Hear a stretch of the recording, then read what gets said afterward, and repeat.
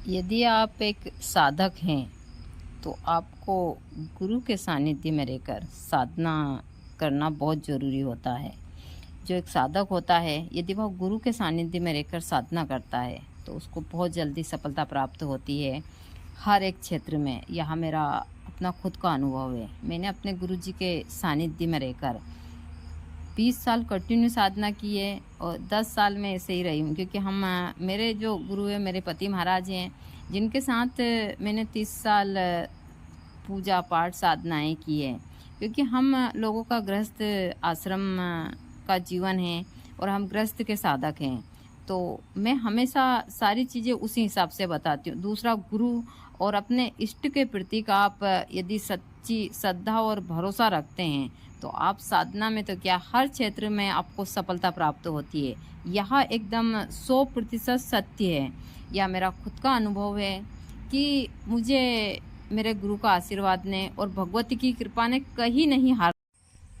जय माता दी सभी को, हर हर महादेव।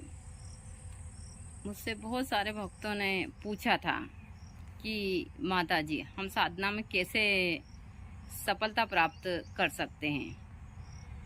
तो आज मैं आप लोगों को एक ही बात बताऊंगी कि गुरु के सानिध्य के बिना आप लोग कुछ नहीं कर सकते। देखिए, यदि आपके गुरु सही होंगे तो आप सब कुछ कर सकते हैं, उस परमपिता परमात्मा को भी पा सकते हैं। यदि आपके गुरु का आशीर्वाद और आपकी गुरु की कृपा आपके ऊपर रही।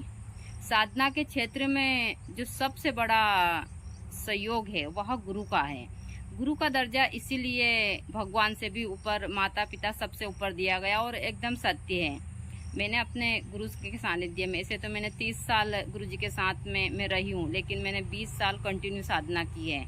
बहुत सारी चीज़ें जो हमसे बहुत सारी जगह पर गलती होती है, तो गुरु हमको वह चीज़ें सारी बताते हैं। बहुत सारी चीज़ें हैं। आज गुरु जी का शरीर नहीं है, लेकिन गुरु जी हर पल मेरे साथ है।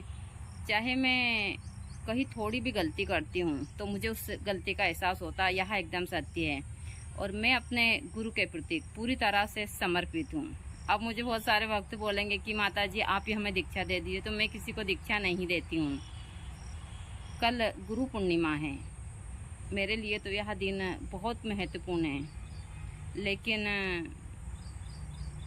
मैं सभी से कहना चाहती हूँ कि गुरु भी हमेशा एक अच्छा पात्र देखता है कि वह उस पात्र में कुछ डाल सके, ना कि आप बहुत सारी चीज़ें उस हिसाब से गुरु के पास जाते हैं तो फिर गुरु भी कंफ्यूज होता है इन सारी चीज़ों में। यह चीज़ें मैंने देखी है।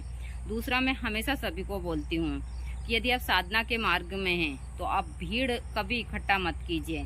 यदि आपको कुछ करना है तो आप, एक साधक होता है वह हमेशा अकेला रहता है और अकेले रहकर ही आप साधना कर सकते हैं। आप सोचते हैं हम भीड़ के बीच में रहकर साधना कर लें, तो यह असंभव है। एक साधक को एकाग्र रहना पड़ता है, उसके दिमाग को शांत रखना पड़ता है, सारी चीज़ उस हिसाब से होती है। और यह चीज़ें मैं समय समय पर देती भी रहती हूँ, क्योंकि मैंने अपने गुरु के सानिध्य में यह सारी चीज़ें उसी हिसाब से सीखी हैं। तो आगे भी मैं आप लोगों को इन चीज़ों की जानकारी देती रहूँगी। लेकिन यदि आपको साधना में सफलता प्राप्त करनी है तो आपको एक अच्छे योग्य गुरु के सानिध्य में जाकर ही आप कर सकते हैं। और गुरु कैसा भी हो, आप खुद ठीक हो जाइए। आप अपने हिसाब से ईमानदारी से काम कीजिए, गुरु कृपा स्वतः ही आपके ऊपर हो जाएगी। जरूरी नहीं है कि, हम बहुत सारे भक्त कहते हैं कि हमारे गुरु उस हिसाब के, मैं किसी की निंदा नहीं करती हूँ, लेकिन मेरा खुद का अनुभव है कि यदि आपके गुरु प्रबल होंगे तो आपको साधना में सफल होने से कोई नहीं रोक सकता। तो ज़रूर आप साधना में आगे बढ़िए अपने गुरु के सानिध्य में रहकर।